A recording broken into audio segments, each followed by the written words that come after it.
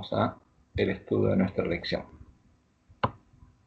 Bueno, este sábado tenemos justamente el último estudio sobre la educación y el título es la educación, el cielo, la educación y el eterno aprendizaje.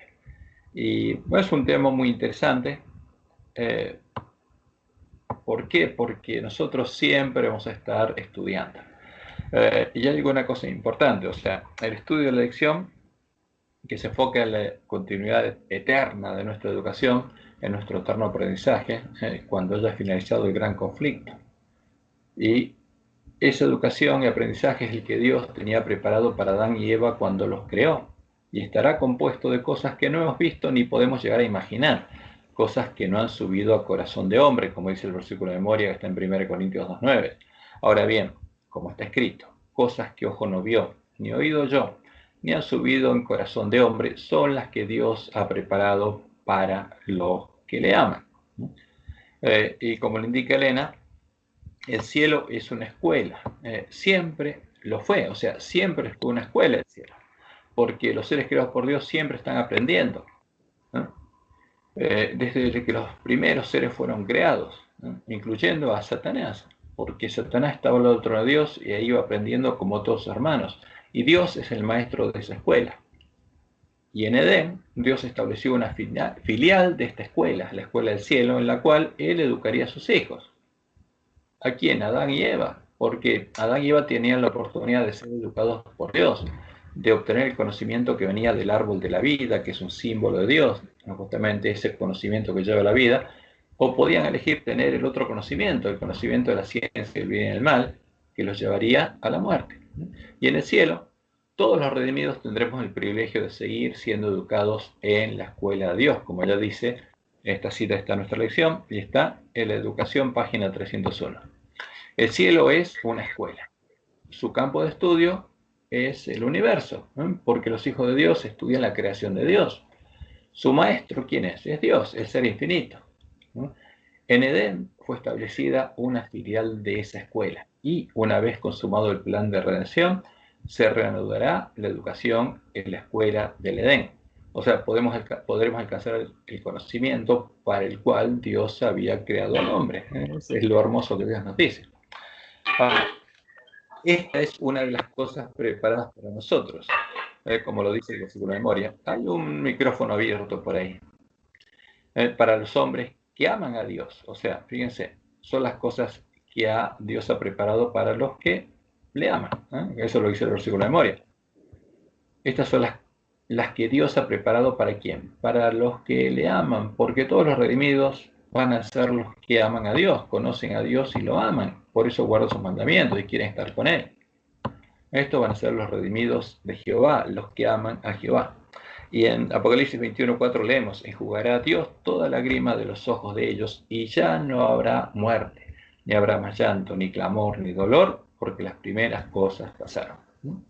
Y en Isaías 65, 17 al 19, ahí está la cita a la que se refiere Pablo, porque aquí que yo crearé nuevos cielos y nueva tierra, ¿no? Y de lo primero no habrá memoria, o sea, va a deshacer todo lo que corrompió Satanás y el pecado. Ni más vendrá el pensamiento, más ojos haréis y os alegraréis para siempre en las cosas que yo he creado. Porque aquí que yo traigo a Jerusalén alegría, y Jerusalén es un símbolo profético a su pueblo, de los redimidos, y a su pueblo gozo.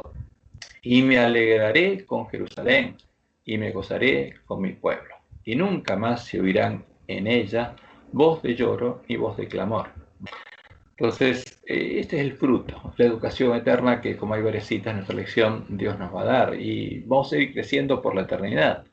Ahora, pero lo importante para nosotros es entender justamente y hacer un resumen de lo que estudiamos, de lo que, cómo en el conflicto justamente se manifiesta la educación y cuál es la relación entre el conflicto y el fruto de la educación. Porque el problema del hombre vino por la educación, porque obtuvo un conocimiento terminado. ¿Y quién se lo dio? Como Dios le preguntó a Adán, ¿quién te enseñó? ¿Y quién le había enseñado? No Dios, sino el príncipe de este mundo. Como hemos estudiado durante este trimestre, desde que Satanás creó la maldad, desde que la maldad creció en su mente y él quiso ser adorado en el cielo, quiso ocupar el lugar de Dios y pecó, el gran conflicto es un conflicto de adoración, en el que como primero lo tuvieron que hacer los ángeles, porque todos los ángeles tuvieron que elegir a quién adorarían, y como tuvieron que hacerlo Adán y Eva, todos los hombres debemos elegir a quién va a ser nuestro maestro. O sea, quién nos va a enseñar, quién va a ser nuestro Dios, nuestro maestro y nuestro guía. ¿A quién vamos a creer? ¿A quién vamos a seguir? ¿A quién vamos a adorar? ¿Y a quién vamos a amar? ¿A Jehová o a Satanás? Porque en el fondo es eso, ¿no? ¿A quién vamos a amar? ¿A quién vamos a adorar? ¿De quién vamos a ser siervos? Y como leemos en Isaías 14, 12 al 15, Dios dice, ¿cómo caíste del cielo, oh lucero, hijo de la mañana? Porque eras hijo mío. Cortado fuiste por tierra, tú que debilitabas a las naciones, ¿no? Tú que decías en tu corazón, subiré al cielo, en lo alto, junto a las estrellas de Dios, levantaré mi trono. O sea, porque el problema apareció en su corazón. Y él quiso ser otro Dios y quiso ensalzarse sobre sus hermanos y quiso tener su trono en medio de sus hermanos. Y en el monte del testimonio me sentaré, a los lados del norte, sobre las alturas de las nubes subiré, y seré semejante al Altísimo. Mas tú derribado eres hasta el Seol, a los lados del abismo. Por eso es el ángel del abismo. Ahora, y todo el hombre que desea lo mismo que el príncipe de este mundo es su hijo. Y por eso los reyes de la tierra, los que tienen tronos, Dios los representa como los hijos del príncipe de este mundo, como las cabezas y los cuernos del dragón. Esos son los reyes políticos, y los reyes religiosos como los cuernos y las cabezas de la ramera, de la gran ramera. Entonces, el problema es ese del hombre, es tener en el corazón el mismo deseo del príncipe de este mundo. Y eso es lo contrario, el ensalzarse, querer dominar, querer ser mayor que otros, es lo contrario al amor de Dios. Y en el medio del gran conflicto, Satanás y sus siervos usan las herramientas de maldad que él mismo creó, especialmente la mentira y el engaño, como él las usó en el Edén, cuando engañó a Eva y le tendió una trampa a Adán, porque Eva era la carnada, para que él lo eligiera como su educador, ¿no? Para que eligiera conocer su ciencia, ¿no? Para que comiera el fruto que le llevaba a Eva y para seguir el destino de Eva, comiera del fruto y eligiera conocer la ciencia del bien y del mal. Y le abriera la mente a Satanás y lo eligiera como su educador. Y por supuesto, Satanás aprovechó y le enseñó su ciencia. Y esa misma mentira y el engaño, Satanás la sigue usando principalmente a través de la educación, buscando engañar a todo el mundo para que todo el mundo lo adore. Porque la educación es muy importante, porque el problema nuestro está en lo que tenemos en la mente y en nuestro corazón. Y Satanás busca ocupar todos los medios posibles para que por esos medios a nuestra mente, a nuestro corazón, llegue lo que él creó. Y leemos en Apocalipsis 12:9, y fue lanzado fuera el gran dragón, la serpiente antigua, que se llama Diablo y Satanás, el cual engaña al mundo entero. ¿A cuántos lograría engañar? Al mundo entero. Y ese es el objetivo de Satanás. Ahora, llegaría el momento en que los habría engañado, porque toda la tierra se habría maravillado en pos de la bestia y estaría adorando al dragón. Y el dragón fue arrojado a la tierra y sus ángeles fueron arrojados con él. Y la obra de Satanás se fue perfeccionando, porque fíjese que primero peleó contra el pueblo de Dios de un modo hasta que fue cambiando, hasta que encontró el método ideal, ¿no? Hasta que en el tiempo de la apostasía y la manifestación del hombre de pecado, Satanás decidió disfrazarse de Dios y de Cristo para tomar su lugar en medio del pueblo de Dios, y decidió disfrazar a su mujer, la región que lo adoraba en todo el imperio romano, la mujer Jezabel, de cristiana, de profetisa, para que tomara el lugar de la verdadera iglesia de Cristo y educara, como dice Jesús, enseñe y seduzca al pueblo de Dios a adorarlo. Eso es lo que hizo Satanás, porque la obra principal de Jezabel, como Jesús dice, es enseñar y seducir a su pueblo, como dice en Apocalipsis 2, 20 y 24.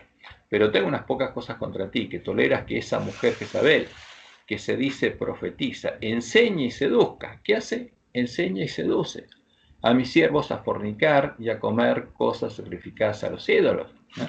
Ahora, y el que tiene la doctrina de Jezabel llega a conocer las profundidades de Satanás. Ese es el problema, porque no es gratis adorar a Satanás y a los demonios, ¿no? Y como Dios le mostró a Elena, eso ocurrió en el tiempo de la conversión nominal de Constantino, cuando Constantino supuestamente se convirtió en cristiano, pero no se convirtió verdaderamente en cristiano, pues simplemente el sol, ¿no?, lo convenció de que tenía que introducir a su imagen con la cruz en medio de la iglesia cristiana. Y dice Elena, la conversión nominal de Constantino, o sea, es evidente, Dios le mostró claramente cuándo fue el problema. No fue en el 538, fue al comienzo del siglo IV, ¿no?, cuando Constantino seduce a los apóstatas, en el año 313. La conversión nominal de Constantino a principios del siglo IV causó gran regocijo, y el mundo, disfrazado con capa de rectitud, se introdujo en la iglesia. Desde entonces, la obra de corrupción progresó rápidamente. El paganismo, la religión pagana, Jezabel, que parecía haber sido vencido, vino a ser el vencedor. ¿Quién dominó esa unión? El paganismo, Jezabel. Su espíritu, ¿qué espíritu guiaba a Jezabel? Los espíritus de demonios, dominó a la iglesia. Sus doctrinas, ceremonias y supersticiones se incorporaron a la fe y al culto de los que profesaban ser discípulos de Cristo. Pero ahora eran paganos. Esa avenencia entre el paganismo y el cristianismo dio por resultado el desarrollo del hombre de pecado predicho en la profecía como oponiéndose a Dios y ensalzándose a sí mismo sobre Dios, o sea, el hijo de Satanás, el príncipe de Tiro, haciendo lo mismo que hizo Satanás en el cielo, pero acá en la tierra. Ese gigantesco sistema de falsa religión es obra maestra del poder de Satanás, un monumento de sus esfuerzos para sentarse él en el trono y reinar sobre la tierra según su voluntad. Y así perfeccionó su método. Y este es el método que más éxito le dio. Y Balaam lo ayudó a hacer esa obra y crear la doctrina de Jezabel. Y empezaron a adorar al sol y a las hipóstasis del sol que fueron definidas en el Concilio de Nicea, a las hipóstasis de la sustancia divina que Roma representa sus imágenes como el sol. Y como dice Elena, a la gente, primeros escritos, página 213, la gente quedó del todo engañada. Se le enseñó que el Papa y los sacerdotes eran los representantes de Cristo, cuando en verdad lo eran ¿de quién? De Satanás. ¿Y a quién adoraban? A Satanás adoraban cuantos ante ellos se postraban. Ese era el tema. O sea, ese fue el gran problema. Pero lo bueno es que en ese tiempo el pueblo conocía a su Dios, conocía la verdad, que no fue engañado, porque se esforzó y actuó. Entonces,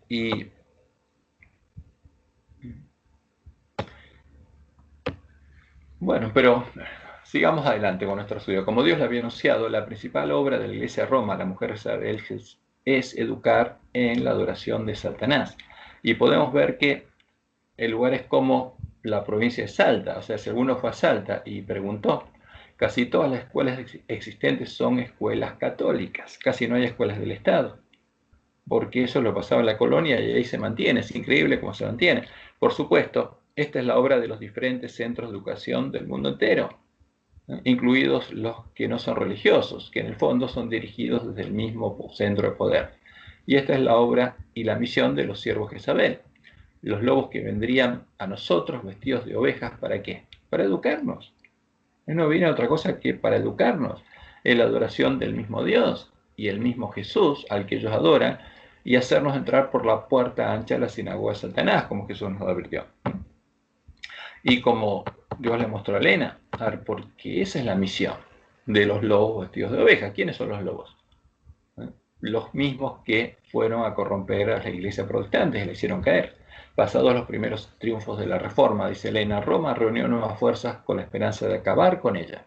Entonces fue cuando nació la orden de los jesuitas, que iba a ser el más cruel, el menos escrupuloso y el más formidable de todos los campeones del papado. Para ellos, ningún crimen era demasiado grande, ninguna mentira demasiado vil, ningún disfraz demasiado difícil de llevar. ¿A qué se abocaron? A la destrucción del protestantismo y al restablecimiento de la supremacía del papal. Querían destruir a la Iglesia de Reforma, esa era su misión. Ahora, si de la Iglesia de Reforma solo quedó un remanente, que es la Iglesia Adventista, no cumplió su misión, ¿qué tiene que hacer? Para alcanzar el objetivo que tenían, tienen que hacer esa obra ahora en la Iglesia Adventista. Y Satanás, ¿qué hizo? Que el Papa restablecía la Inquisición. ¿Y qué hicieron estos hombres? Justamente porque al ver lo que hicieron, dice, y muchas atrocidades demasiado terribles para cometerse a la luz del día, volvieron a perpetrarse los secretos y oscuros calabozos, porque estos hombres, siguiendo la meditación ignaciana, llegaron a conocer las profundidades de Satanás y hicieron cosas perversas, inhumanas, cosas terribles. Y además con muy diversos disfraces se introducían los jesuitas en los puestos del Estado. ¿Y cuál era el objetivo? Llegar a dominar el poder político de las naciones. Y establecían colegios para los hijos de los príncipes y nobles y escuelas para los del pueblo. ¿Cuál era su misión? Como todo sacerdote católico, educar. ¿Con qué? Con la doctrina de Jezabel. Y los hijos de padres protestantes eran inducidos a observar los ritos romanistas. Toda la pompa exterior desplegada en el culto de la Iglesia de Roma se aplicaba y se aplica a confundir la mente y ofuscar y embaucar la imaginación para que los hijos traicionaran aquella libertad por la cual sus padres habían trabajado y derramado su sangre. Los jesuitas se esparcieron rápidamente por toda Europa y donde quiera iban lograban reavivar el papismo. Ahora, ¿lograrían reavivar el papismo y hacernos católicos romanos a los adventistas? Y eso es lo que Dios anunció en la profecía. Por eso nos dice, entrad por la puerta estrecha, por la puerta cuyo conocimiento se perdió cuando Roma echó por tierra la verdad. Porque ancha es la puerta, la otra puerta es muy ancha, y espacioso el camino que lleva a la perdición. Y muchos son los que entran por ella. Ahora, muchos que en el pueblo de Dios, en la iglesia adventista, van a entrar por la puerta ancha. Y los lobos trajeron y pusieron delante nuestro, porque estrecha es la puerta y angosto el camino que lleva a la vida, y pocos son los que la hallan. Ahora, pero ¿quién la va a hallar? Como dice Jesús en Mateo 7, en versículos adelante. Todo el que la busque, todo el que tenga hambre de justicia. Por eso nos dice, guardaos de los lobos, de los falsos profetas que vienen a vosotros con vestidos de ovejas. Los jesuitas que vienen a ustedes con vestidos de ovejas, a educarlos. Pero por dentro son lobos rapaces. Y como lo dice Elena, está en el perfil de la crisis venidera, y el tercer tomo de Mensajes Selectos, página 454, habrá aún entre nosotros mercenarios y lobos con piel de oveja que tratarán de persuadir al rebaño de Dios a que ofrezca sacrificios a quienes, a otros dioses antes que a Dios. O sea, buscarían que la iglesia de Jehová adore a otros dioses. ¿A qué dioses? A los dioses de ellos, a los dioses de Roma. Ahora, como el fruto de esa obra, en medio de la iglesia remanente, en medio de Jerusalén, los varones ancianos estarían adorando al sol, a Baal, al dios de Jezabel, y de ese modo a Satanás y a los demonios, dándole la espalda a Jehová. Y esto es lo que Dios le mostró a Elena, por eso lo citamos. Está en Ezequiel capítulo 8, versículos 16 al 18, lo que sucede previo al sellamiento del pueblo de Dios. Y me llevó al atrio de adentro de la casa de Jehová, y aquí junto a la entrada del templo de Jehová, entre la entrada y el altar, como 25 varones, sus espaldas vueltas al templo de Jehová, y sus rostros hacia el oriente, y adoraban al sol, postrándose hacia el oriente. Ahora, ¿qué pasa con estos varones ancianos? Cuando unimos las palabras profecía, entendemos que son ángeles de la Odisea, que están ciegos, y no saben lo que están haciendo, y se quedan ricos hasta que no abran los ojos. Un ángel de la Odisea, Jesús no lo condena, pero ojo, pero el juicio empieza por estos varones ancianos. Entonces, ¿qué hay que hacer? Hay que advertirles, cuidado, porque la vida de ellos depende de esto. No es poca cosa adorar al sol delante del pueblo de Dios y enseñarle al pueblo de Dios a hacer eso. Jesús dijo que el que mejor le conviene ponerse una piedra de cuello al molino, echarse al fondo del mar antes que hacer esa obra.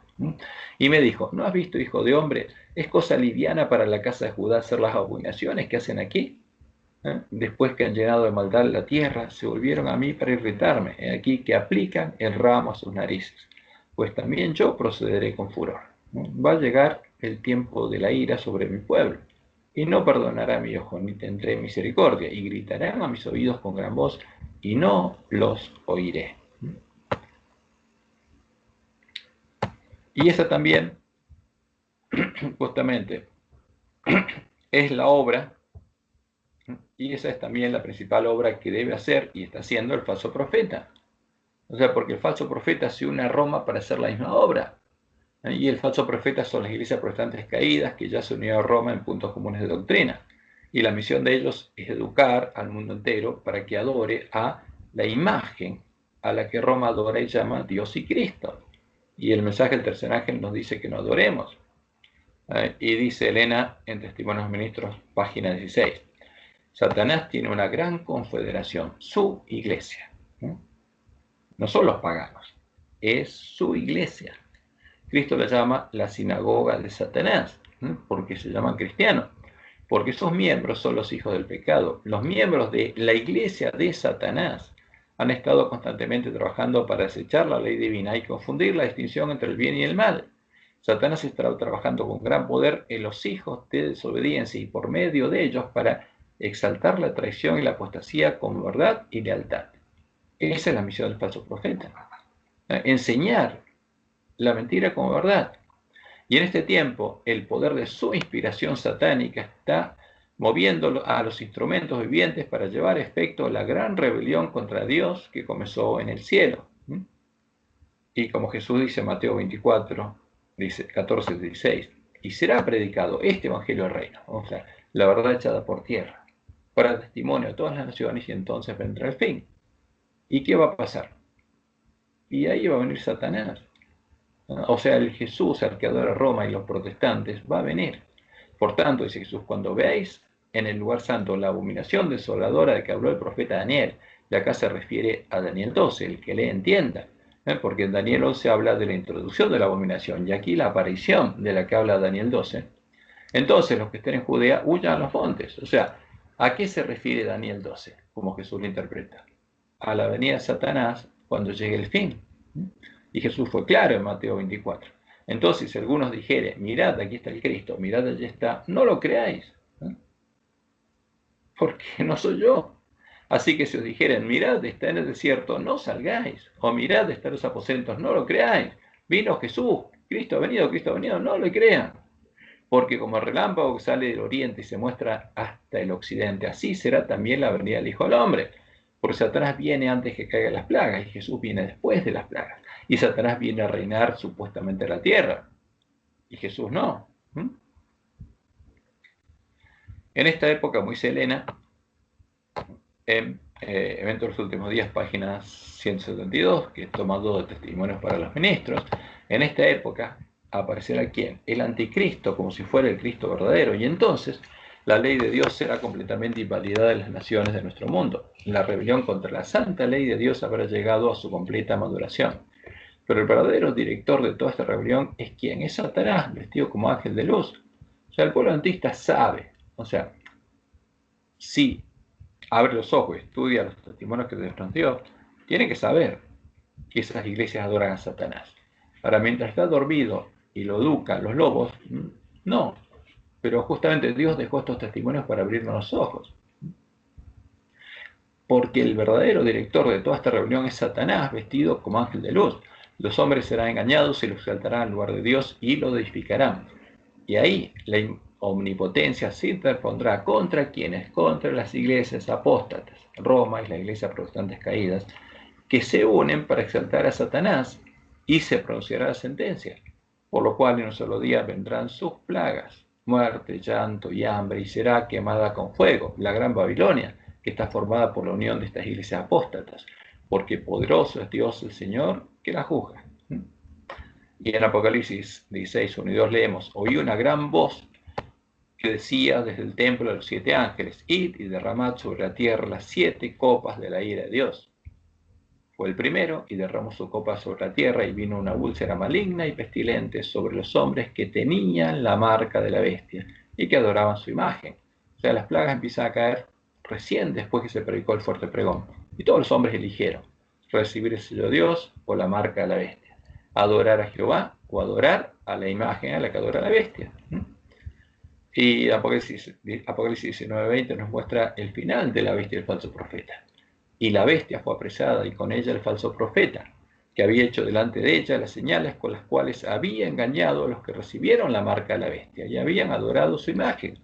Estos dos fueron lanzados vivos dentro de un lago de fuego que arde con azufre. Ahora, el Apocalipsis, el mensaje de Dios, es el Evangelio para la última generación y nos muestra lo que va a pasar. ¿Para qué? Para que todos los hombres tengan la oportunidad de saber lo que va a pasar y puedan elegir justamente ser salvos y no ser engañados por Satanás, los espíritus demonios, la bestia y el falso profeta. Porque justamente la palabra profética más segura es: Dios la dio para que alumbre el lugar oscuro. Y el encargado de entenderla, de leer y oír las palabras profecías, es el pueblo adventista. Esa es nuestra misión.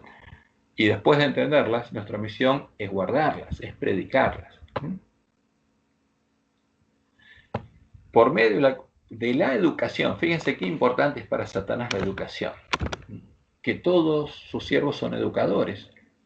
Satanás y sus siervos buscarían engañar al mundo entero. Ahora, ¿cuál es el medio que utilizarían Dios y sus siervos fieles? También sería la educación en la verdad. Por eso el conflicto de adoración se traslada al conflicto de educación. Y el primer fruto de la educación en la verdad sería hacer libres, liberar del engaño de Satanás y de sus siervos a los que la conocieran, los que conocieran la verdad, como dijo Jesús en Juan 8, 31 al 32. Dijo entonces Jesús a los judíos que habían creído en él: si vosotros permaneciereis en mi palabra, seréis verdaderamente mis discípulos y conoceréis la verdad, y la verdad os hará libres. ¿De qué? Del engaño. Ahora, ese es el tema. El pueblo de Dios, Dios le dio la misión de recuperar el conocimiento de la verdad para que ese conocimiento lo hiciera libre y pudiera elegir, y pudiera predicar el evangelio, que le permitiera a sus hermanos elegir. Por esa causa, buscando echar por tierra la verdad, porque el pueblo de Dios predicaba la verdad, buscando que se perdiera el conocimiento de la verdad, Satanás y sus siervos persiguieron y asesinaron a todo el remanente de la iglesia primitiva. El pueblo conocía a su Dios y no lo adoraba. No adoraba a la imagen a la que adoraba la bestia. Y de ese modo echaron por tierra el lugar santuario de Dios y dieron muerte a buscar echar por tierra, como dice la profecía de Daniel 8, del 9 al 12. Y lo que Dios anuncia es la palabra: el ejército de la estrella se echó por tierra y las pisoteó. ¿Cuál es el ejército del cielo? La iglesia, que porque el la iglesia cristiana. Y las estrellas justamente eran los ángeles de esa iglesia. Aún se engrandeció contra el príncipe de los ejércitos, contra el primogénito entre muchos hermanos, contra Jesús. Y por él, por el hombre pecado, fue quitado el continuo, la obra de Jesús. Y el lugar de su santuario fue echado por tierra cuando logró asesinar al remanente de la iglesia primitiva.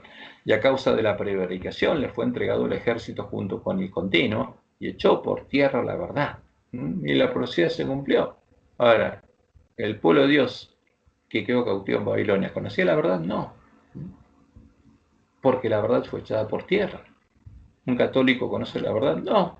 ¿Un protestante? Tampoco. ¿Y un adventista que está en la condición de la sociedad? Tampoco. ¿Y qué pasó justamente con los dos testigos?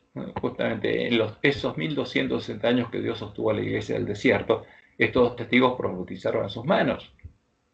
Ahora, ¿qué pasaría cuando terminaran los 1260 años de persecución de la iglesia primitiva?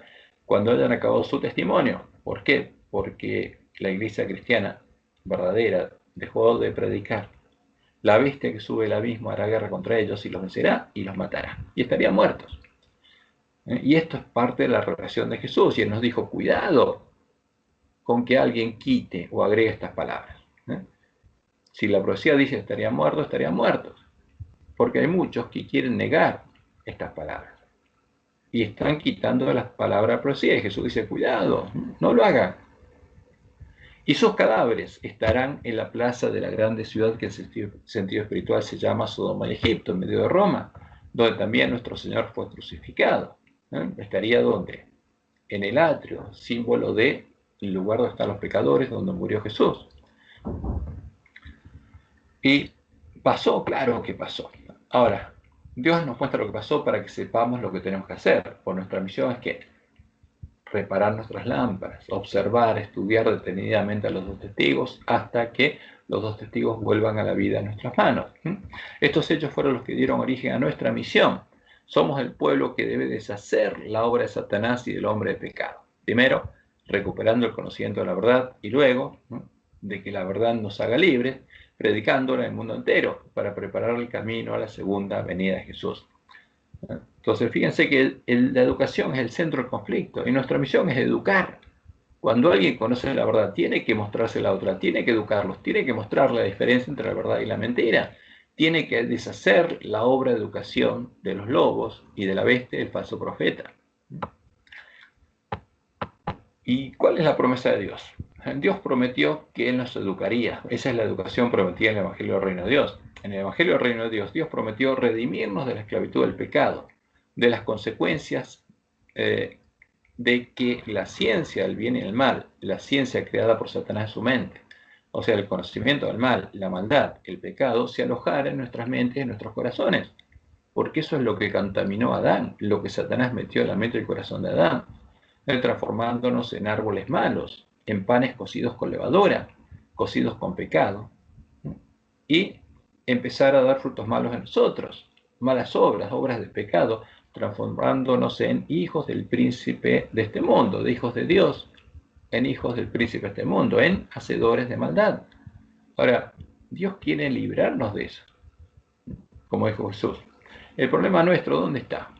En nuestra mente, en nuestro corazón.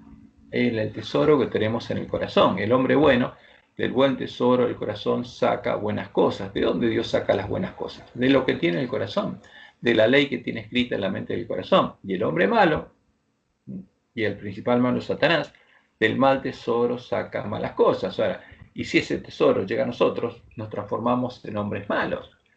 O vamos a tener un tesoro u otro en el corazón. ¿Podría dar frutos buenos un árbol malo? No. Mientras siguiera siendo malo, no podría. Ese es el problema de los hombres, que empezando por Adán y Eva, quedaron destituidos de la gloria de Dios, como leemos en Marcos 10:18. Jesús le dijo, ¿por qué me llamas bueno? Ninguno es bueno. Hay un hombre bueno, ninguno hay. No llames bueno a un hombre, sino solo uno, Dios. ¿Y qué significa esto? Ahora, ¿Jesús era bueno? Claro que sí. ¿Y quién era él? Dios con nosotros. Ahora, él era el único bueno. En ese tiempo era el único pan sin levadura. Era el único cordero sin mancha. Y en Romanos 3:23 Pablo nos dice, porque todos pecaron, todos los hombres pecamos y estamos destituidos de la gloria de Dios, porque tenemos un mal tesoro en el corazón. Y Jesús nos dijo que no puede el buen árbol dar malos frutos, ni el árbol malo dar frutos buenos. Ahora, Satanás era un buen árbol. Para dar mal fruto, primero tuvo que transformarse en un árbol malo. Y eso es lo que hizo la ciencia del bien y el mal, que se desarrolló en su corazón, la maldad. Y eso es lo que él puso en la mente y el corazón de Adán y Eva, los transformó a ellos en árboles malos. Y después vino el fruto malo. Y Pablo en Romanos 7:21-23 da un testimonio muy claro. Así que queriendo yo hacer el bien, hallo esta ley, que el mal está en mí. Soy un árbol malo, no puedo, por mí mismo no puedo. Veo otra ley en mis miembros. ¿Qué veo ahí? La ley del pecado que está grabada en mis miembros, en mi cerebro, en mis neuronas, que está grabado. La ley del pecado, soy un pecador. El tesoro en mi corazón es malo, yo no puedo. Ahora, pero, como él dice en Romanos 8, por medio del Evangelio y por la obra de Dios en él, él puede. El hombre malo no puede hacer el bien y no puede deshacerse del mal tesoro de su corazón. Pero el mal se puede perfeccionar en él. O sea, un hombre malo que está en un tobogán no puede volver atrás, pero sí puede resbalarse. Se puede perfeccionar como se perfeccionó el mal en el príncipe de este mundo, llenándolo de iniquidad. Y como se perfeccionó en los antediluvianos, cómo se perfeccionó en los habitantes de Sodoma y Gomorra, y cómo se perfeccionaría en los hombres que llegarán a conocer las profundidades de Satanás y a recibir su marca, su frente y sus manos. Porque eso es lo peor. El que llega al final del pozo y el que adquiere el conocimiento pleno de Satanás. Y en Ezequiel 28, el 12 al 16, Dios nos dice cómo cayó Satanás. En Isaías nos dice cuál fue su pecado, pero acá cómo llegó. Este es el misterio de la iniquidad. Hijo de hombre, levanta endecha sobre el rey de Tiro y dile, así ha dicho Jehová el Señor, tú eras el sello de la perfección. O sea, eras lo más perfecto, lleno de sabiduría y acabado de hermosura. Tu corazón estaba lleno de un buen tesoro y eras hermoso. En Edén, en el huerto de Dios estuviste. De toda piedra preciosa era tu vestidura, de cornerina, topacio, jaspe, crisólito, berilo y ónice, de zafiro, carbúnculo, esmeralda y oro. Los primores de tus tamboriles y flautos estuvieron preparados para ti en el día de tu creación. Es un ser creado, un hijo de Dios, creó su imagen y semejanza, que era perfecto, lleno de sabiduría y acabado de hermosura.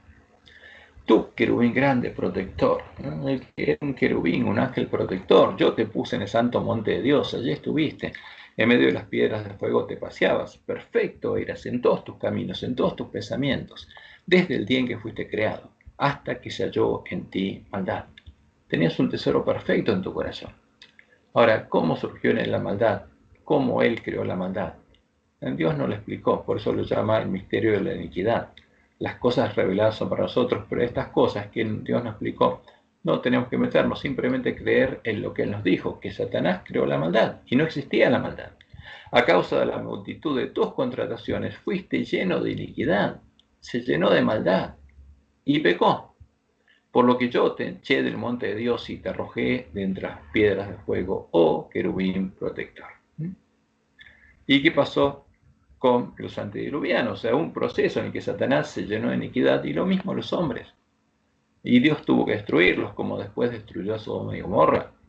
Y vio Jehová que la maldad de los hombres era mucha en la tierra, y que todo, fíjense, todo pensamiento, ya el corazón estaba totalmente corrupto, y que todo designio de los pensamientos del corazón de ellos era de continuo solamente al mal. Su mente estaba llena de iniquidad. Y se corrompió la tierra delante de Dios, y estaba la tierra llena de violencia. Y miró Dios la tierra, y aquí que estaba corrompida, porque toda carne había corrompido su camino sobre la tierra. Y esto es similar a lo que pasó, justamente, lo que pasó antes del diluvio, lo que pasaría en la última generación. Toda la tierra se maravillaría en pos de la bestia, y toda la tierra adoraría al dragón. Y eso lo pasó con el hombre, pero hay una posibilidad de salvación para el hombre. Y en el Evangelio eterno, Jehová prometió redimir o rescatar a sus hijos de esta situación, o sea, del barro, sacarlos del pecado, haciendo dos obras con ellos. La primera de las cuales empezó a hacer en forma inmediata con Adán y Eva. O sea, ¿qué hizo Dios con Adán y Eva? Los justificó, los perdonó, y sacrificó 2 corderitos y los vistió con la piel del cordero. Y esa es la obra de la justificación por la fe. Cuando Dios declara justos y perdona gratuitamente la deuda de los pecados del hombre, cargando él mismo los pecados de su pueblo, porque perdonar no es gratis.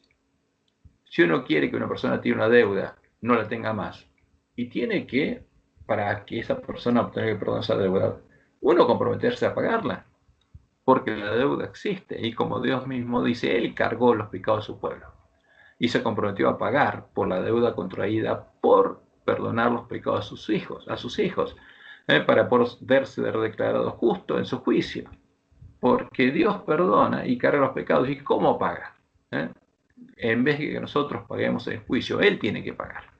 El día en que Él sería juzgado, el día en el que el santuario sería purificado, porque el santuario es un símbolo de Dios.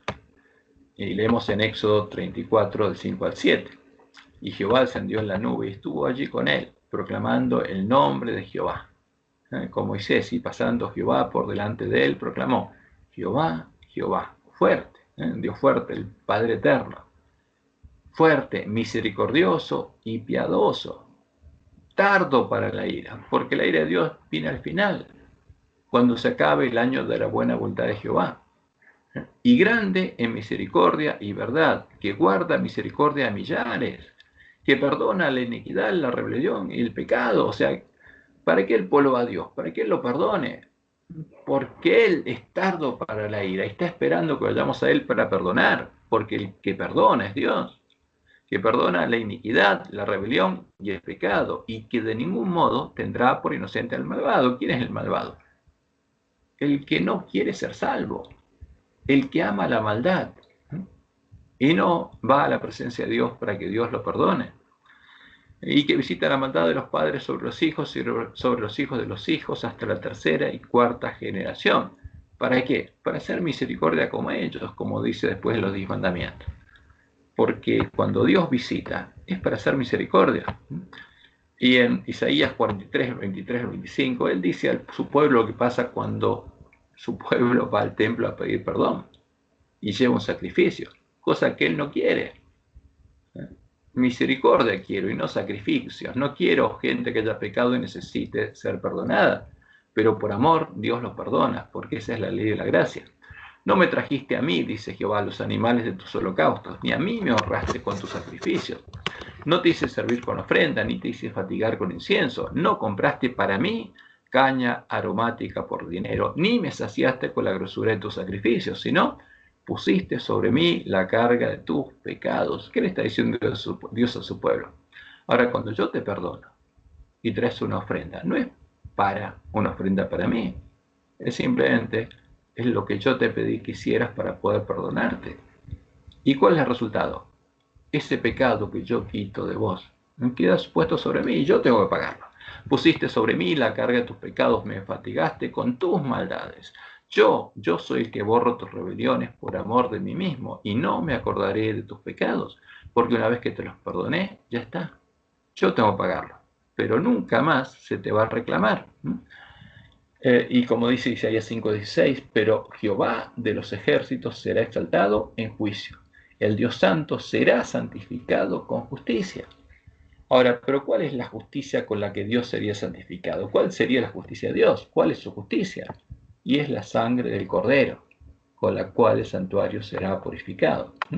La justicia de Dios, la que se aplicaba en ese tiempo, la ley de la gracia, como le llama Pablo, reflejada posteriormente en la ley de Moisés, solo requería fe en él y en sus promesas por parte del pecador que se acercaba al arrepentido, a pedirle que lo perdonara, lo limpiara y lo declarara justo. Como leemos en Habacuc 2:4, aquel cuya alma no es recta se enorgullece, mas el justo por la fe vivirá. Porque siempre los justos vivieron por la fe. No es algo nuevo del nuevo pacto, siempre el justo vivió por la fe.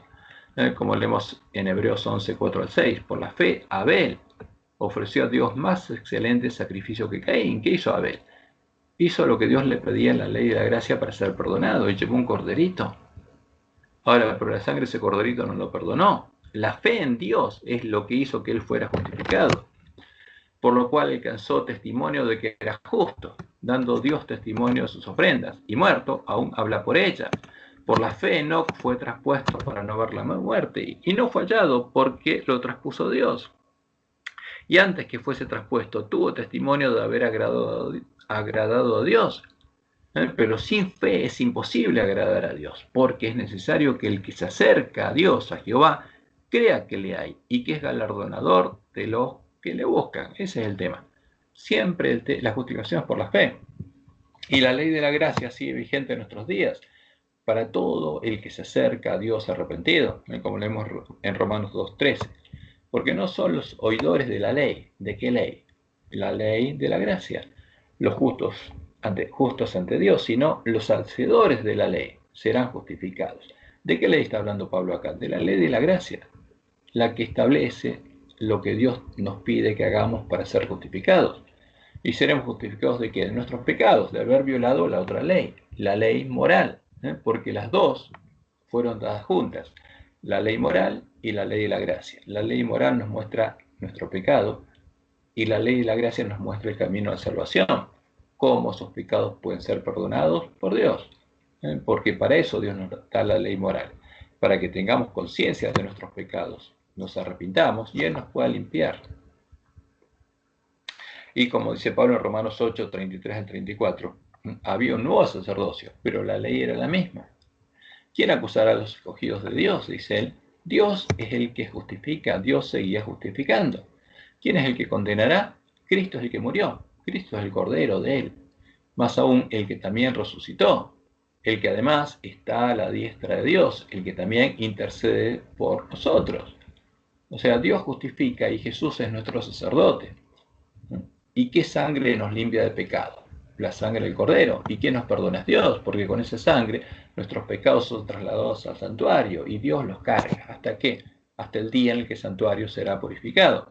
Como leemos en 1 Timoteo 2:5, porque hay un solo Dios y un solo mediador entre Dios, entre Jehová y los hombres, Jesucristo, hombre. Y en 1 Juan 1:9, Juan nos dice que ese proceso seguía, el continuo seguía.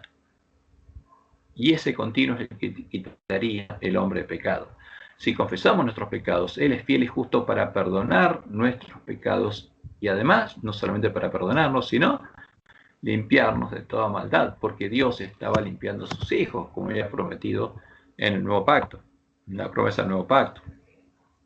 Entonces, la justificación es la que siempre hizo, pero además Dios tenía que hacer algo para que se pudiera establecer el nuevo pacto. Tenía que redimir a sus hijos, tenía que pagar por sus pecados, comprarlos por precio. Dios mismo que sería cordero, se haría hombre, y que cuando venciera el pecado en nuestra carne, se ofrecería a sí mismo como el cordero de Dios que quita el pecado. El cordero cuya sangre sería la justicia de Dios y nuestra justicia. ¿Por qué? Porque el santuario tiene que ser purificado. ¿Con qué? Con sangre. Con la sangre del cordero. La sangre del cordero es la justicia de Dios, pero además es nuestra justicia. La muerte de Jesús era necesaria para que Dios pudiera ser declarado justo en su juicio, para que Él, el antitipo del santuario, que necesita ser purificado de los pecados conscientes y de ignorancia perdonados gratuitamente a su pueblo, pudiera pagar con justicia, con la sangre de un justo, la deuda contraída al perdonar gratuitamente nuestros pecados. Por eso, en la cruz se manifestó la justicia de Dios, a fin de que Él sea el justo y el que justifica al que es de la fe de Jesús, como dice Pablo. Y en Pablo, en Romanos 3, versículo 4, dice lo siguiente: de ninguna manera, antes bien sea Dios veraz y todo hombre mentiroso, como está escrito, para que seas justificado y venzas cuando fueres juzgado. Y acá está haciendo referencia a 51, donde David dice que confiesa sus pecados, como está establecido en la ley de la gracia, para que Dios pueda, y cuando sea juzgado, ser declarado justo. ¿Por qué? Porque lo perdonó a un hombre que realmente estaba arrepentido y tenía hambre y sed de justicia. Ahora, y en Romanos 3, 21, 26, Pablo dice: pero ahora, aparte de la ley, se ha manifestado la justicia de Dios. La ley y los profetas, la justicia de Dios por medio de la fe en Jesucristo. Para todos los que creen que Él es el Cordero de Dios y creen que Él es Jehová el Señor, porque no hay diferencia, por cuanto todos pecaron, todos son destituidos de la gloria de Dios, siendo justificados gratuitamente por su gracia, mediante la redención que es en Cristo Jesús, a quien Dios puso como propiciación por medio de la fe en su sangre, para manifestar su justicia. Fíjense, la justicia de Dios, porque este también cordero es el cordero continuo y el cordero del día de la expiación, con cuya sangre el santuario es purificado, a causa de haber pasado quien Dios por alto en su paciencia los pecados pasados, porque perdonó pecados. Pero ¿cuál sería la justicia de Dios? Él, como nosotros, necesitábamos la sangre del cordero, ¿no?, con la mira de manifestar en este tiempo su justicia, a fin de que Él sea el justo y el que justifica al que es la fe. Ese es el verdadero evangelio.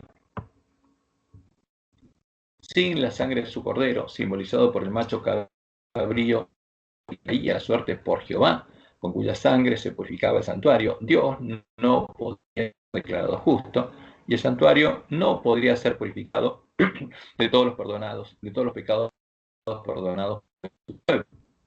Como leemos en Levítico 16, y echará suertes Aarón sobre los dos machos cabríos, una suerte por Jehová y la otra suerte por ¿quién? Por Azazel. Un macho cabríos es el símbolo de Jehová, que moriría por nosotros, y el otro es símbolo de Satanás. Y hará traer a Aarón el macho cabrío sobre el cual cayere la suerte por Jehová, y lo ofrecerá en expiación. ¿Y Dios qué ofreció? ¿Cuál sería su cordero?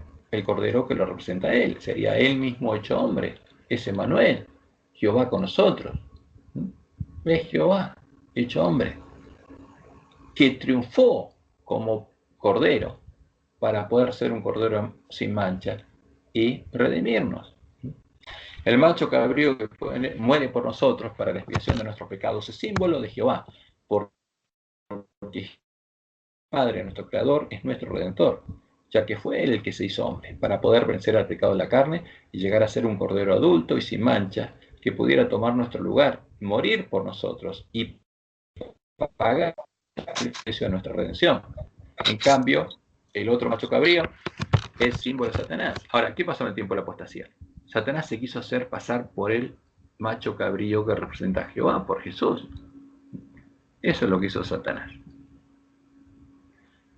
Y en Isaías 9:6 se nos dice, porque un niño nos es nacido, hijo nos es dado, y el principado sobre su hombro, y se llamará su nombre, admirable, consejero, como Dios fuerte, Padre eterno. ¿Quién es Jesús? Es Jehová, es el Dios fuerte, el Padre eterno, nuestro Creador, nuestro Padre, y Él sería el príncipe de paz.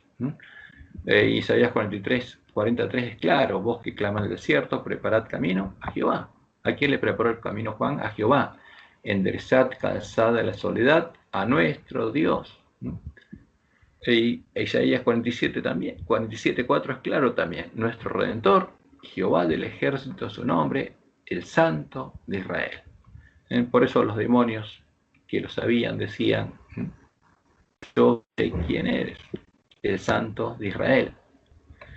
Y en Isaías 25:9 está profetizado lo que van a decir los redimidos de Jehová, los que esperen al santo, al verdadero Jesús, al verlo venir en las nubes de los cielos. Y se dirán aquel día, he aquí, este es nuestro Dios. ¿Quién es Jesús? Es nuestro Dios.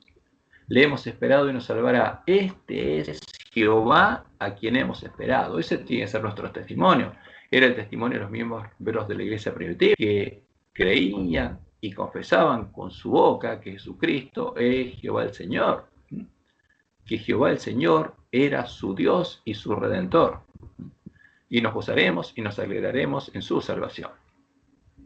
Y después que nos hubiera redimido, como anunció la profecía, Dios podría establecer su reino, porque nos habría comprado por precio, y podría empezar a transformar esos panes y levadura que a Él habría comprado y redimido, para que llegaran a ser panes y levadura, para transformarnos a la imagen de Jesús, para que Jesús sea el primogénito entre muchos hermanos. Y eso es lo que Él haría. Y ahí podría empezar a educarnos como Él quiere. Entonces, la tercera etapa es establecer su reino entre los hombres y santificarlos por la fe, sanándolos de la enfermedad del pecado. Eso implica santificarlos, limpiándolos de la lepra, engendrándolos de nuevo, nacer de nuevo, árboles buenos, imagen de su cordero, panes sin levadura, que tengan un buen tesoro en sus corazones, que tengan su ley de amor escrita en sus mentes y en sus corazones, que tengan su nombre escrito en sus frentes, para que su gloria, la gloria de Dios, la gloria de Jehová, sea vista nuevamente y no sean más necesarios los sacrificios. Fíjese lo que dijo Jesús en Mateo 9, 12 y 13. Al oír esto, Jesús le dijo, los sanos no tienen necesidad de médicos, sino los enfermos.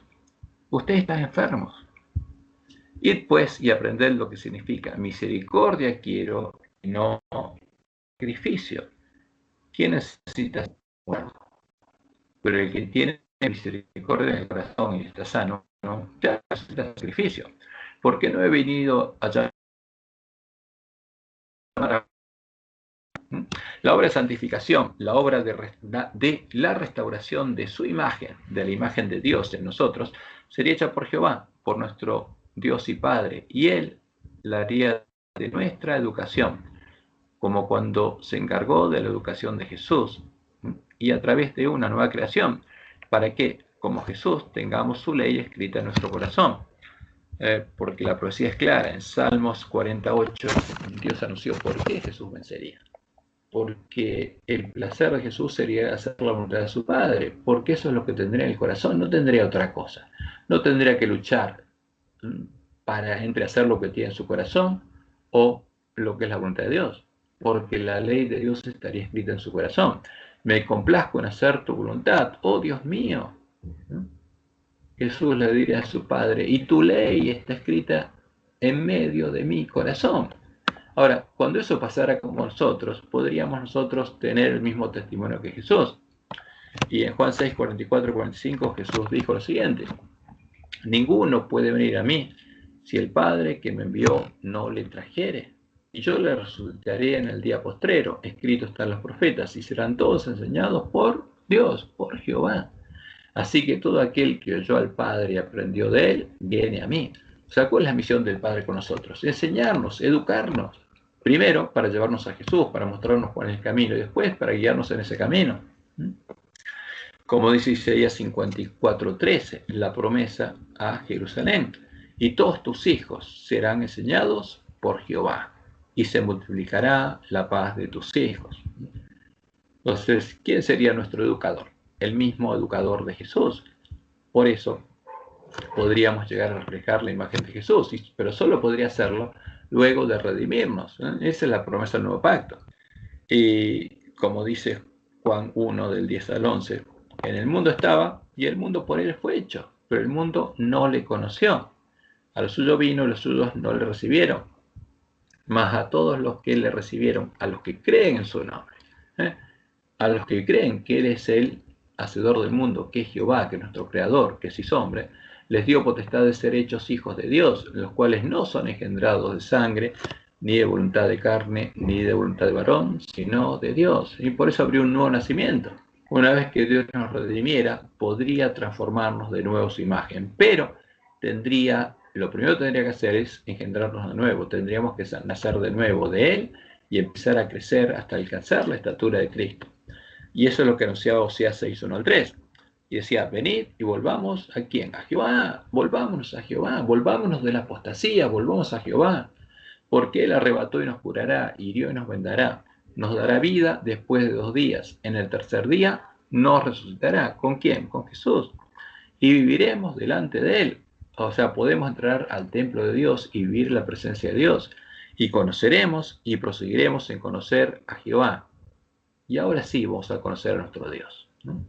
Como el alba está dispuesto a su salida, y vendrá a nosotros como la lluvia tardía y temprana a la tierra. ¿A hacer qué cosa?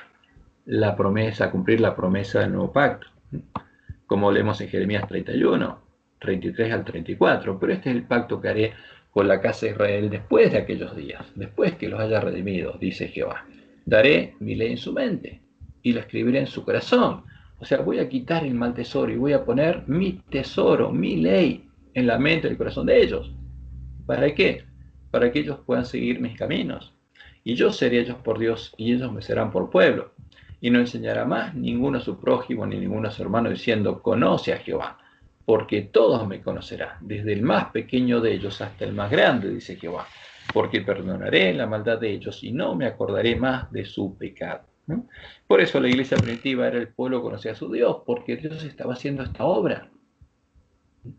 ¿Dónde estaba escribiendo? En nuestra mente, en nuestro corazón. Estaba cambiando la mente y el corazón de sus hijos. Y por supuesto, esto es lo que prometió hacer con nosotros. No prometió hacerlo después de la segunda venida, porque ese es un engaño de Satanás. Tenemos que recibirlo ahora, podemos recibirlo ahora, es nuestro privilegio, porque esa es la verdad, ese es el verdadero evangelio, el que vivía la iglesia primitiva. Y todo aquel que tenga hambre y sed de justicia será saciado. Y en Ezequiel 36, 25 al 27, repite la promesa de otro modo. Esparciré sobre vosotros agua limpia y seréis limpiados. O sea, toda la mugre que tiene adentro la voy a quitar, la voy a limpiar. Esa es la promesa, no es la segunda venida. Cuando empiece a hacer esa obra en ustedes, cuando les dé nueva vida, y seréis limpiados de todas vuestras inmundicias y de todos vuestros ídolos, os limpiaré. ¿Y qué dice Jehová? Os daré corazón nuevo. O sea, esta es la obra del nuevo nacimiento. Os daré corazón nuevo, otro corazón. Y pondré espíritu nuevo dentro de vosotros. Y quitaré de vuestra carne el corazón de piedra. Lo que tienen escrito en la carne, el tesoro que tienen escrito en la mente, lo voy a borrar. y os daré un corazón de carne, y pondré dentro de vosotros mi espíritu. Y haré, yo voy a estar morando en ustedes, y yo voy a hacer que anden en mis estatutos, y guarden mis preceptos, y los pongan por obra. Esa es mi tarea. Yo voy a hacer eso, dice Jehová. ¿Cuándo lo voy a hacer? Cuando los redima.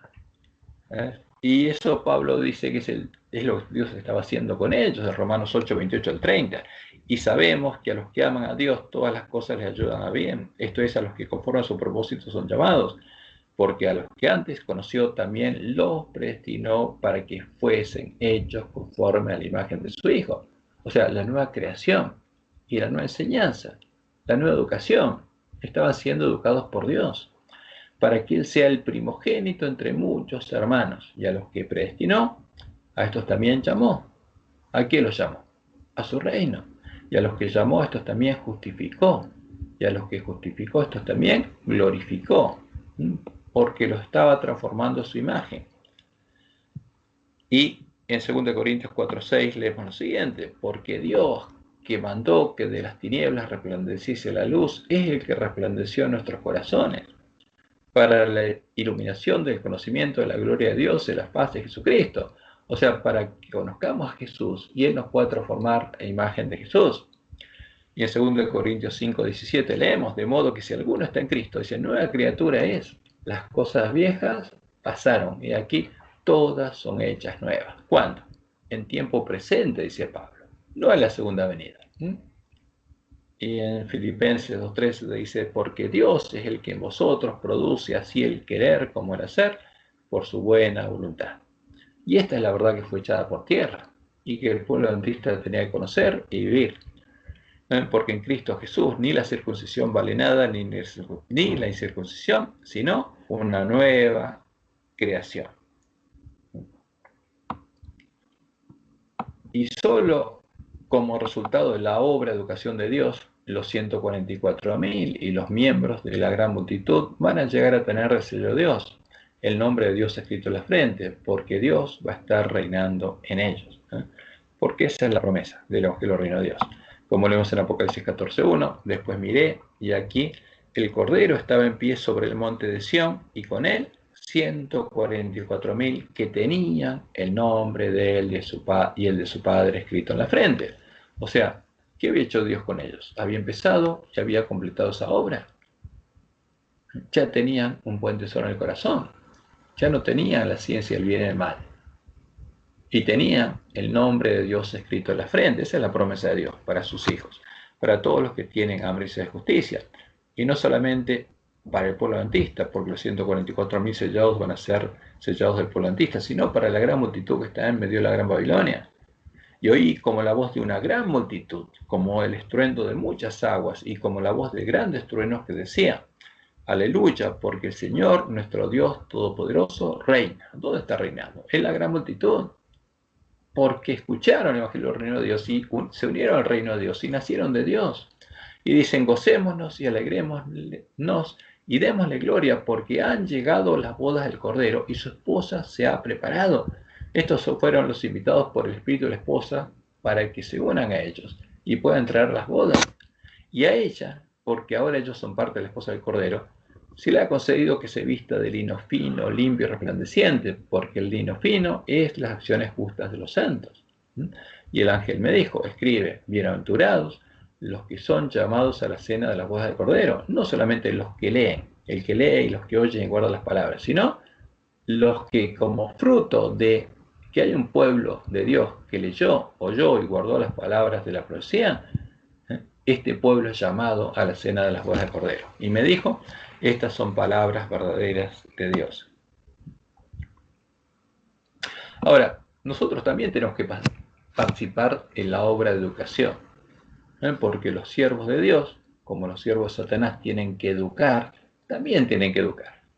La misión que Dios le da a sus hijos es continuar el misterio de Jesús, siguiendo las pisadas de Jesús, en el camino angosto, sembrando la semilla del reino de Dios en el corazón de sus hermanos, ejerciendo el ministerio que Jesús ejercía, el ministerio de la reconciliación, y la orden es que primero fueran a buscar las ovejas perdidas de la casa de Israel.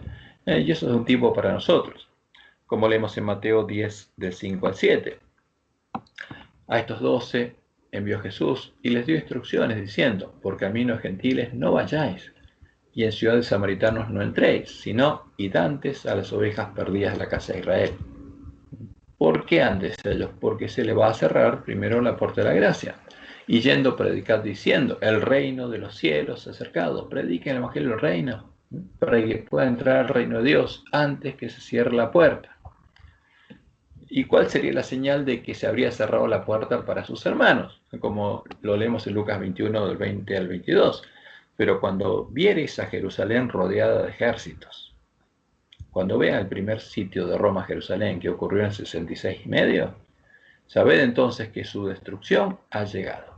¿Y cuándo fue destruida? No ahí, pero el pueblo de Dios salió de ahí y no volvió más, porque sabía que la puerta de la gracia se había cerrado, y la orden es que salieran de ahí. 3 años. Pasaron 3 años y medio hasta el año 70, porque el primer sitio fue el día 14 del mes 7 del año 66, o sea, a la mitad del año, en el día previo al día de las fiestas de los tabernáculos, cuando el pueblo de Dios estaba yendo a Jerusalén para festejar esa fiesta. Roma sitió a Jerusalén.